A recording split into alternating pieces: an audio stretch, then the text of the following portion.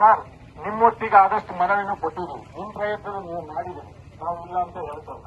ಆದ್ರೆ ಒಂದು ಜೀವದ ಬೆಲೆನ ಮೇಲಿನ ದೊಡ್ಡ ಮಟ್ಟದ ಅಧಿಕಾರಿಗಳು ಗಮನ ಇರಲಿಲ್ಲ ಅಂದ್ರೆ ಇದು ಜಿಲ್ಲಾಧಿಕಾರಿಗಳೇ ಬರುವುದು. ಇಲ್ಲ ಅಂದ್ರೆ ಸಂಪೂರ್ಣವಾಗಿ ಜಿಲ್ಲಾಧಿಕಾರಿ ಕೊಡುವಂತ ಆಶ್ವಾಸನ ಅಥವಾ ನಿಮ್ಮ CCF ಕೊಡುವಂತ ಆಶ್ವಾಸನ ನೀವು ಕೊಡ್ತೀರಿ ಅಂದ್ರೆ ನಾವು ನಿಮ್ಮ ಮಾತನ್ನು ಅಲ್ಲ. ಯಾಕೆಂದ್ರೆ ಇಂಥ ಭರವಸೆ ಕೇಳಿ ಕೇಳಿ KCF ಮೋಹನ್ ಅವರು ಇದ್ದೀರಿ. ಈಗ ಅವರು ಸಾಧಾರಣ ಈ ಆನೆ ವಿಚಾರನ ನಾನು ಬಹಳ ಟೈಮಿಂದ ನೋಡಿದ್ದೀನಿ. ಅವರ ಕಾರ್ಯ ಚಟುವಟಿಕೆ ಆರೋಪವಾದವ ಅವರು ಗೋಬಿನ ಮುಖಾಂತರ ಆನೆ ಓಡಿಸಿದ ಅನುಭವನೂ ಇದೆ. ನಿಮ್ಮ ಅನುಭವನ ಈಗ ಅತಿ ಹೆಚ್ಚಿನ ಹಂಚಿಟ್ರೆ ಒಳ್ಳೇದು ಅಂತ ಅನ್ಸುತ್ತೆ. ಯಾಕಂದ್ರೆ ದಯವಿಟ್ಟು ನಾವೆಲ್ಲ ರೈತರ ಪರವಾಗಿ ಕೇಳೋದಿಕ್ಕೆ ನೀವು ಆಶ್ವಾಸನೆ ಕೊಡ್ತೀರಿ, ನಾವೇನಿಲ್ಲ ಅಂತ ಹೇಳ್ತಲ್ಲ. ಆದ್ರೆ ಈಗ ಹಾಗಾಗಿ ಬರೀ ಆಶ್ವಾಸನೆ ಆಗ್ಬಾರ್ದು. ನಮ್ದು ಏನಾಗಿದೆ ಮಲೆನಾಡಿನ ಪರಿಸ್ಥಿತಿ ಅಂದ್ರೆ ಮುಂದೊಂದು ದಿನ ನಾವು ರೈತರು ಏನ್ ತೋಟ ಮಾಡ್ಕೊಂಡಿದ್ದೀವಲ್ಲ ಆ ತೋಟ ಎಲ್ಲ ನೀವು ಅರಣ್ಯ ಮಾಡ್ಬೇಕು. ಯಾಕಂದ್ರೆ ಕಾರ್ಮಿಕರು ಬಂದವರೆಲ್ಲ ಸಾವಾಗುತ್ತದೆ, ಇನ್ ಕೆಲಸಕ್ಕೆ ಜನ ಬರೋದೆ. ನೋಡಿ ಸರ್, ದಯವಿಟ್ಟು ಹೇಳ್ತಾ ಇದೀವಿ, ಜಿಲ್ಲಾಧಿಕಾರಿ ಬರಲೇಬೇಕು, ಶಾಸಕರು ಬರಲೇಬೇಕು. ಅವ್ರ ನೇತೃತ್ವದಲ್ಲಿ ಏನು ಇದಕ್ಕೆ ಶಾಶ್ವತ ಪರಿಹಾರ ಕೊಡ್ತಾರೆ. ರೈಲ್ವೆ ಬ್ಯಾರಿಕೇಡ್ ಅವತ್ತಿಂದಲೂ ನಾವು ಹೇಳ್ತೇವೆ, ಇದಕ್ಕೆ ಶಾಶ್ವತ ಪರಿಹಾರ ಇರಬೇಕು. ರೈಲ್ವೆ ಬ್ಯಾರಿಕೇಡ್ ಭದ್ರಾ ಅಭಯಾರಣ್ಯದಿಂದ ಆನೆ ಕಾಡ್ಕೋಣ ಈಚೆಗೆ ಬರ್ದಿದ್ದು ತಡೆದ್ರೆ ಕಾಡ್ಕೊಂಡು ಬರೋದು. ನಮ್ಮ ಮಲೆನಾಡಿನ ಹೆಚ್ಚಾಗ ಮಾಡ ಸರ್, ಬೈಸಿಮಿಗೆ ನೀರು ಕೊಡಕ್ಕೆ 3-4 ಡಿಸ್ಟ್ರಿಕ್ಟ್ ಉದ್ದಾರ ಆಗುತ್ತೆ, ಜಾಗ ಆಯ್ತು. ಹೆಬ್ಬೆರನ್ನು ಬಿಡಿಸೋದು ಒಳ್ಳೆ ಪ್ರಾಣಿಗಳನ್ನು ಸಾಕ್ತದೆ. ಈಗ ಹೆಬ್ಬೆರನ್ನು ಹೋಗಿ ಈಗ ನಮ್ಮನ್ನೇ ಎಲ್ಲ ಬಿಟ್ಟಕ್ಕೆ ಹೋಗ್ತಾ ಇದೆ. ಈ ಪ್ರಾಣಿಗಳಿಗೆ ಅಂತ ಒಂದು ಹೆಬ್ಬೆ ಭದ್ರಾ ವೈಲ್ಡ್ ಲೈಫ್ ಮಾಡಿದ್ಮೇಲೆ ಮತ್ತೆ ಆನೆಗಳು ಕಾಡ್ಕೋಣ ಈಚೆ ಬರೋದಂದ್ರೆ ನೀವು ಕಾಡಲ್ಲಿ ಏನ್ ಬೆಳೀತಿದ್ರಿ? ನಾನು ಹೇಳ್ತಾ ಇದ್ದೀನಿ, ನಿನ್ನೆ ಅಂತಲ್ಲ, ನಿಮ್ಮ ಅರಣ್ಯ ಇಲಾಖೆ ಎಷ್ಟು ಬುದ್ಧಿವಂತರು ಅಂದ್ರೆ ಹಲಸಿನ ಗಿಡ ಅಂತಂದ್ರೆ ರೋಡ್ ಸೈಡ್ ಅನ್ನೋದು. ಯಾಕೆ ಹೇಳಿ? ಆನೆ ಊರ್ ಬದಿ ಬದಲಿ ಅಂತ. ಆನೆಗೆ ಆಹಾರ, ಇಷ್ಟವಾದ ಆಹಾರ ಹಲಸಿನ ಹಣ್ಣು, ಅದನ್ನ ಕಾಡಲ್ಲಿ ನಡುವ, ಅದನ್ನ ತಂದು ರೋಡ್ ಸೈಡ್ ನೋಡಿ. ಇದು ಯಾವ ಕಾನೂನು ನಮಗೆ ಆಗ್ತಾ ಇದೆ? ದಯವಿಟ್ಟು ಹೇಳ್ತಾ ಇದೀವಿ, ನಮಗೆ ಶಾಶ್ವತ ಪರಿಹಾರ ಜಿಲ್ಲಾಧಿಕಾರಿ ನೀಡುವಂತ ಏನು ಶಾಸಕರು ಕೊಡುವಂಥದ್ದು, ಇದನ್ನು ನೀವು ಒಪ್ಪಿಂತೀವಿ ಅನ್ನೋದನ್ನ ನಮ್ಮ ಜಿಲ್ಲಾ ಪೊಲೀಸ್ ವರಿಷ್ಠಾಧಿಕಾರಿ ಅವರು ಬಂದಿದ್ದಾರೆ, SP ಅವರು.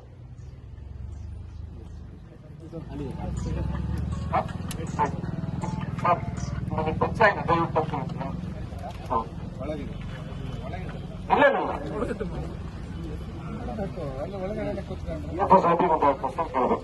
ನಾವು ನಿಮ್ಮ ಆಫೀಸಿಗೆ ಕಚೇರಿಗೆ ಬಂದಿದ್ವಿ. ಅವಾಗ ನೀವು ನಮಗೆ ಮಾತು ಕೊಟ್ಟಿದ್ರಿ, VTF ಕಡೆಯಿಂದ ಜಾಸ್ತಿ ಮಾಡ್ತೀವಿ ಅಂತ ಹೇಳಿದ್ರಿ. ಮಾಡಿದ್ರ ಸರ್? ಯಾವಾಗ ಸರ್? ನಾನು ಪ್ರಶ್ನೆ ಡೈರೆಕ್ಟ್ ಇಷ್ಟ ಸರ್, ನಮ್ಗೆ ಎಕ್ಸ್ಪ್ಲೇಷನ್ ಬೇಡ. ನಾನು ಸರ್ ಯಾಕೆ ಗೊತ್ತಾ, ಎಕ್ಸ್ಪ್ಲೇಷನ್ ಬೇಡ. ನಾವು ಎಕ್ಸ್ಪ್ಲೇಷನ್ ಕೇಳಿ ಕೇಳಿ ಕೇಳಿ ಕೇಳಿ ತಾವು ಹಾಗೆ ಹಾಗೆ ಆಗಿ ನಮಗೋಸ್ಕರ ಇದು ಬಹಳ ನೋವಿನ ವಿಚಾರ ಸರ್. ಇಲ್ಲಿ ಬಂದು ನಾವು ತಮಾಷೆಗೀಗ ನಾನು ಉದ್ಯೋಗದಲ್ಲಿದ್ದೀನಿ ಅಥವಾ ಕೆಲಸದಲ್ಲಿದ್ದೀನಿ, ಇಲ್ಲಿ ಬಹಳಷ್ಟು ಜನ ಎಲ್ಲ ಕೆಲಸದಲ್ಲಿದ್ದಾರೆ. ಇದು ಬಿಟ್ಟು ಏಕಾಏಕಿ ಬರ್ತೀವಿ ಅಂತ ಹೇಳಿದ್ರೆ ಇದು ನಮ್ಮ ಊರಿನ ಸಮಸ್ಯೆ, ನಮ್ಮ ಸಮಸ್ಯೆ ಅಂತ ಹೇಳ್ತಾ ಬರ್ತೀವಿ. ನಿಮ್ಮ ಹತ್ರ ನಾವು ತಾಳ್ಮೆಯಿಂದ ಕೇಳಿದಾಗ್ಲೂ ಕೂಡ ನೀವು ಪ್ರತಿಕ್ರಿಯೆ ಕೊಡ್ತಾ ಇಲ್ಲ. ನಮ್ಗೆ ರೆಸ್ಪಾನ್ಸ್ ಸರ್, ನಾವು ನಿಮಗೆ ಕಾರಣಗಳನ್ನ ಎಷ್ಟು ಸರಿ ಅಂತ ಕೇಳ ಸರ್, ನಿಮ್ಮ ಹತ್ರ ನಮಗೆ ನೇರವಾಗಿ ಉತ್ತರ ಬೇಕು. ಮಾಡಿದ್ದೀರಾ ಇಲ್ವಾ ಅಂತ ಅಷ್ಟೇ.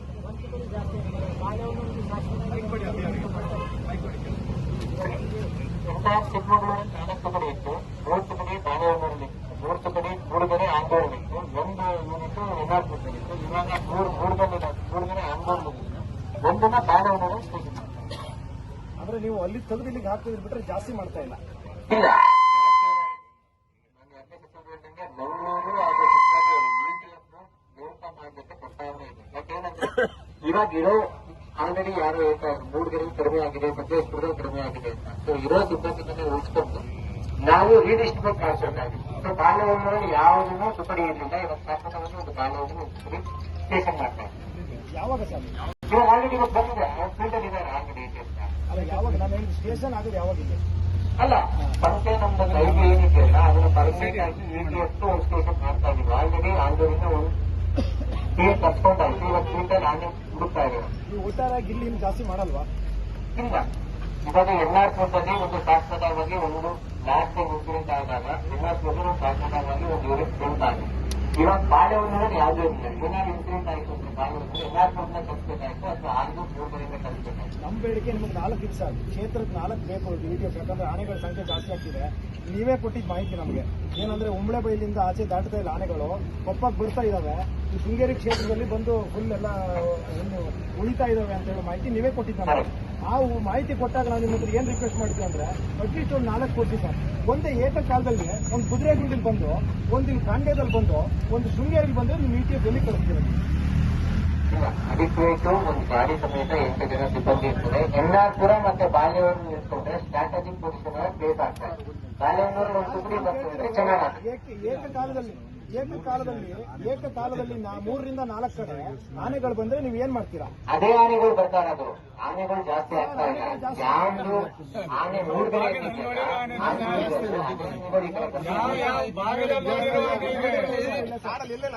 ಜನರಿಗೆ ಮಾಹಿತಿ ಇದೆ. ಆನೆ ಬರ್ತದೆ. ಅದು ಬಿಟ್ಟರೆ 3 ಗಂಟೆ ಆದ್ಮೇಲೆ ಏನ್ ಆನೆ ಇರ್ತದಲ್ಲ ಆನೆ ಇರ್ತದೆ. 4 ಆನೆಯಿಂದ ಏನ್ ಸಾಕು. ಏಕಕಾಲದಲ್ಲಿ ಒಂದು ಕುದುರೆಗುಂಡಿಗೆ ಬಂದು, ಒಂದು ಕಾಂಡ್ಯದಲ್ಲಿ ಬಂದು, ಒಂದು ಶೃಂಗೇರಿಗೆ ಬಂದು, ಇನ್ನೊಂದೆಲ್ಲ ಈ ಕಡೆ ಎಲ್ಲ ಒಂದು ಕಲ್ಕೆರೆನ ಬಾಳೆಹಣ್ಣು ಈ ಕಡೆ ಎಲ್ಲ ಬಂದ್ರೆ ನಿಮ್ಮ ತುಕಡಿ ನೀವು ಎಲ್ಲಿ ಕಳಿಸ್ತೀರಿ? 1 2 ಇರೋದ್ರಿಂದ ಎಲ್ಲಿ ಕಳಿಸ್ತೀರಿ ನೀವು? 4 ಇಲ್ಲಿ ಇಷ್ಟು ಆನೆ ಎಷ್ಟು ಸಾವು ಆಯ್ತು ಸರ್ ಇವತ್ತಿಗೆ ಎಷ್ಟನೇ ಸಾವು ಇದೆ? ಲೆಕ್ಕ ಇಲ್ವಾ ಅಂತಾರೆ. ನಾನು ಹೇಳ್ತಿರೋದು ನೀವು ಸ್ವಲ್ಪ ಅರ್ಥ ಮಾಡ್ಕೊಳ್ಳಿ. ನೀವು ಕಾರಣ ಕೊಟ್ಟು ಸಮಜಾಯಿಸಿ ಕೊಟ್ಟು ನಮ್ಮನ್ನು ಇವತ್ತೊಂದಿನ ಇಲ್ಲಿ ಸಾಗ ಹಾಕಿದ್ರೆ ಮುಗೀತು ಇವ್ರನ್ನೊಂದು ಹಂಗೆ ಲೆಕ್ಕ ಹಾಕ ಬಂದಿರ್ತೀರಿ. ಇವರು ಅಷ್ಟೇ ಇನ್ನು ನೀವು ಚೆಕ್ ಬರ್ದಿಡ್ಬೇಕಾಗುತ್ತೆ ಸರ್. ಇನ್ನು 20-30 ಚೆಕ್ ಬರ್ದಿಡ್ಬೇಕಾಗುತ್ತೆ ಈ ವರ್ಷದಲ್ಲಿ.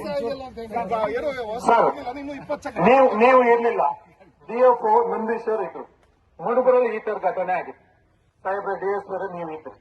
ನಾವು ಅವತ್ತು ಈ ತುಕುಡಿಗೆ ಡಿಮ್ಯಾಂಡ್ ಇಟ್ಟಿದ್ದು. ಅಲ್ಲಿಂದಾನೇ ಫೋನ್ ಮಾಡಿದ್ರು. ಅವತ್ತಿನ DCF ಅಲ್ಲಿ ಫೋನ್ ಮಾಡಿ 4 ತುಕುಡಿ ಎಕ್ಸ್ಟ್ರಾ ಸರ್ಕಲ್ ಇನ್ಸ್ಪೆಕ್ಟರ್ ಇದ್ರಿ. ಮುಡುಬರಲ್ಲಿ ಘಟನೆ ನಡೆದವರು DSP ಇದ್ರು, ಸರ್ಕಲ್ ಇನ್ಸ್ಪೆಕ್ಟರ್ ಇದ್ರು, ನಂದೀಶ್ ಅವರು DFO ಇದ್ರು. ನನ್ನ ಪ್ರಕಾರ ಮೋಹನ್ ಅವರು ಇದ್ರು, ACF ಅವಾಗ ಪ್ರವೀಣ್ ಅವರು ಇದ್ರು. ಆ ಭಾಗದಲ್ಲಿ ನೀವು ACF ಫುಲ್ ಆಗಿಲ್ಲ. ಅದು ನೀವು ಅರಣ್ಯ ಇಲಾಖೆ ಕರ್ಕೊಂತಿರಲ್ಲ, ಅಲ್ಲಿರೋ ಎಲ್ಲರೂ ಇಲ್ಲರೂ ಇಲ್ಲ. ಆದ್ರೆ ನೀವು ಕರೆಯೋದು ಯಾವಾಗ ಗೊತ್ತಾ? ಈ ತರ ಘಟನೆ ಆದವು. ಪೊಲೀಸ್ ಇಲಾಖೆ ಇರ್ಬೋದು, ಅರಣ್ಯ ಇಲಾಖೆ. ಮೊನ್ನೆ ಆ ಲಘು ವಿಮಾನ ಓಡಾಡಿ 5 ದಿನ ನಾವು ರೈತರು ಕೇಳಿ ನಿಮ್ಗೆ ಯಾರಿಗೂ ಮಾಹಿತಿ ಇಲ್ಲ. ನಾವು ಇದೇನ್ ಮಾಹಿತಿ ಬರೋದು ನಿಮಗೆ?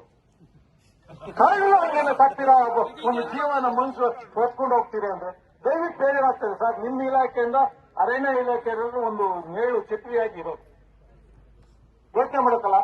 ಇವರು ನೇಳಲ್ಲಿ, ನೀವು ಗೇಟಲ್ಲಿ, ನಾವು ರೋಡಲ್ಲಿ. ಎಲ್ಲಿ ಬಂತು ಪರಿಸ್ಥಿತಿ?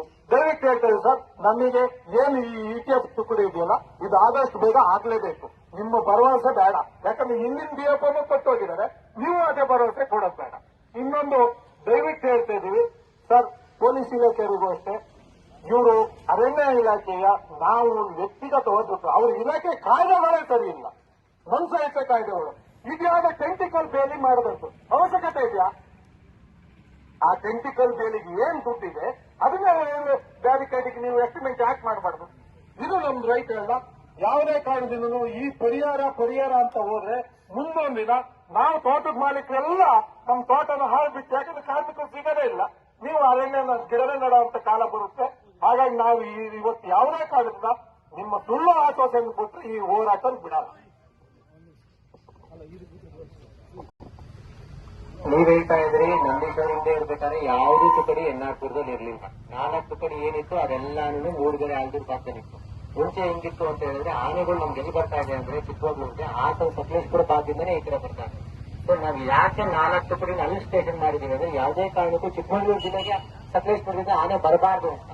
ಸೊ ನಮ್ಗೆ ಎಲ್ಲ ಆನೆ ಬರ್ತದೆ ಅಂದ್ರೆ ಒಂದು ಭದ್ರಾಯಿಂದ ಬರ್ತದೆ, ಇನ್ನೊಂದು ಸಕಲೇಶ್ಪುರದಿಂದ ಬರ್ತದೆ. ಭದ್ರಾಯಿಂದ ಬರೋ ಆನೆನ ಎನ್ನಾರ್ಪುರದಲ್ಲಿ ಒಂದು 8 ಜನದಿರುವ ಒಂದು ತುಕಡಿ ಮೇಂಟೈನ್ ಮಾಡ್ಕೊಂಡು ಇಲ್ಲಿ 3 ಯೂನಿಟ್ ಅಂದ್ರೆ 24 ಜನನ ಹಾಸನ ಮತ್ತೆ ಚಿಕ್ಕಮಗಳೂರು ಬಾರ್ಡರ್ ಅರೆಸ್ಟ್ ಮಾಡ್ತಾ ಇದ್ವಿ. ಯಾಕಂದ್ರೆ ಅಲ್ಲಿಂದ ಆನೆ ಬಂತು ಅಂದ್ರೆ ಇಲ್ಲಿ ಹೊರಗಡೆ ಬರೋದು. ಅಲ್ಲೇ ಕಟ್ಟಾಯ್ತು ಅಂತ ಹೇಳಿದ್ರೆ ಈ ಬಾಳೆಹೊನ್ನೂರು ಬಂದಾಗ ಆನೆಗಳೇ ಬರೋದಿಲ್ಲ. ಇವಾಗ ಹೆಂಗೆ 4 ಆನೆ ಎಲ್ಲಿ ಅಲ್ಲಿಂದ ಬರ್ತಾ ಇದೆ ಅಂದ್ರೆ ಆ ಆನೆಗಳು ಇದ್ದಿದ್ದು ಆಲ್ದೂರ್ ಭಾಗದಲ್ಲಿ. ಅಲ್ಲಿ ಆಲ್ರೆಡಿ ಒಂದು ETF ಇದೆ. ಆ ಭಾಗದಿಂದ ಜಸ್ಟ್ 10 ಮೀಟರ್ ಆ ಕಡೆ ಹೋಗಿದ್ರೆ ಆಲ್ದೂರ್ ಜೂರಿಸ್ಡಿಕ್ಷನ್ ಬರ್ತಾ ಇದೆ. ವಿಡಿಯೋ ನೋಡಿರ್ಬೋದು. ಎನ್ನಾರ್ಪುರ ಭಾಗದಲ್ಲಿ 15ರಿಂದ 20 ಆನೆಗಳು ಸಂಚಾರ ಮಾಡ್ತಾರೆ. ತೋಟ ಹಾಳು ಮಾಡ್ತಿದ್ದಾರೆ. ಆ ಆನೆಗಳು ಒಂದೇ ಕಡೆ ಇರ್ತಾವ, ಸ್ಪ್ಲಿಟ್ ಆಗಲ್ವಾ? ಅದೊಂದೇ ಗುಂಪು 16 ಆನೆ ಇರೋದು ಒಂದೇ ಗುಂಪು. ಟೆರಿಟರಿ ಗಲಾಟೆ ಆದಾಗ ಸ್ಪ್ಲಿಟ್ ಆಗೇ ಆಗ್ತವೆ. ಇಲ್ಲ, ಅದರಲ್ಲಿ ಒಂದೇ ಮೇಲಾನೆ, ನಿತ್ಯದೆಲ್ಲ ಹೆಣ್ಣಾನೆ ಹಾಗೂ ಕಾಫ್ ಮರಿ ಆನೆಗಳು ಒಂದೇ. ಅದು ಇದು ಯಾವಾಗ್ಲೂ ಹೆಂಗಿರುತ್ತೆ ಅಂದ್ರೆ ಮೇಲ್ ಗ್ರೂಪ್ ಒಂದು 16 ಆನೆ ಬಂದಿದೆ, ಇವಾಗ 16 ಆನೆನೂ ವಾಪಸ್ ಹೋಗಿದೆ. ಅಲ್ಲ, ಆನೆ ಸಂಖ್ಯೆ ಈಗ ಜಾಸ್ತಿ ಆಗಲ್ಲ, ಈ ಕಡೆ ಬರೋದೇ ಇಲ್ವ ಅಂತ ನೀವು ಭರವಸೆ ಕೊಡ್ತೀರಾ? ಆನೆ ಬಂತು ಅಂದ್ರೆ ಒಂದು ಭದ್ರಾ ಅಭಯಾರಣ್ಯದಿಂದ ದಾಟ್ಕೊಂಡು ಈ ಕಡೆ ಬರುತ್ತೆ. ಮತ್ತೆ ಅದನ್ನು ಹೇಳಿದ್ರು, ಇವಾಗ ಸೋಲಾರ್ ಫೆನ್ಸ್ ಯಾಕೆ ಬೇಕಿತ್ತು, ಅದನ್ನ ರೈಲ್ವೆ ಬ್ಯಾರಿಕೇಡ್ 1 ಕಿಲೋಮೀಟರ್ 1.25 ಕೋಟಿ ರೂಪಾಯಿ ಬೇಕು. ಸೋಲಾರ್ ಫೆನ್ಸ್ 1 ಕಿಲೋಮೀಟರ್ಗೆ 7 ಲಕ್ಷ ರೂಪಾಯಿ. ಸೊ ನಾವು ಇವಾಗ ಏನ್ 10 ಕಿಲೋಮೀಟರ್ ಮಾಡ್ತಾ ಇದೀವಲ್ಲ, 10 ಕಿಲೋಮೀಟರ್ ಸೋಲಾರ್ ಫೆನ್ಸ್ ಮಾಡೋ ಕಡೆ 1 ಕಿಲೋಮೀಟರ್ ರೈಲ್ವೆ ಬ್ಯಾರಿಕೇಡ್ ಮಾಡಕ್ಕಾಗಲ್ಲ.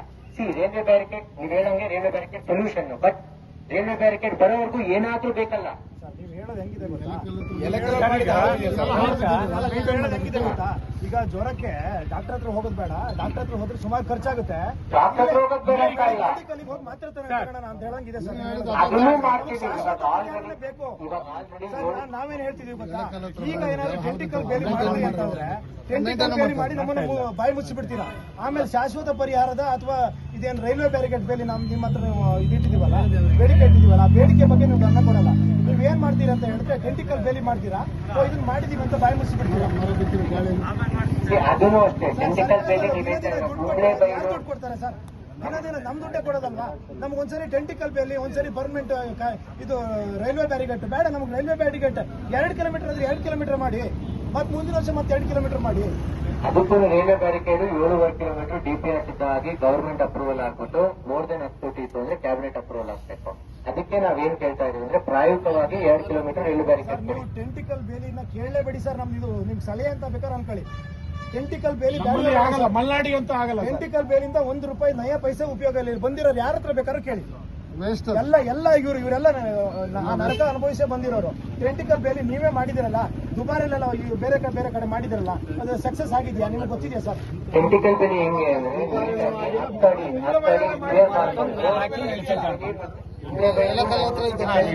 ಟೆಂಟಿಕಲ್ ಬೇಲಿ ಆದ್ಮೇಲೆ ಆ ರೈತರು ಎಲ್ಲಾರು ಆ ಜಾಗ ಕರ್ಕೊಂಡು ಹೋಗ್ತೀವಿ. ಮುಂಬ್ಳೆ ಬೈಲ್ ಮಾಡ್ತಾ ಇರೋದಕ್ಕೂ ನಾವು ಇವಾಗ ಹೆಂಗೆ ಅಂದ್ರೆ ಮುಂಚೆ ಟೆಂಟಿಕಲ್ ಬೇಲಿ ಆದ್ಮೇಲೆ ಮೇಂಟೆನೆನ್ಸ್ ಇರಲಿಲ್ಲ. ಇವಾಗ ಟೆಂಡರ್ ಅಲ್ಲೇ ಟೆಂಟಿಕಲ್ ಬೇಲಿ 3 ವರ್ಷ ಮೇಂಟೆನೆನ್ಸ್ ಆ ಕಾಂಟ್ರಾಕ್ಟ್ ಮಾಡ್ಬೇಕು.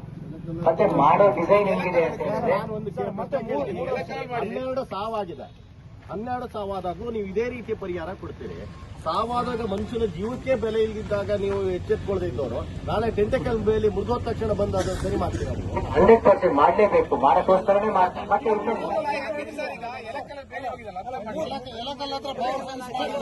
ಅದನ್ನ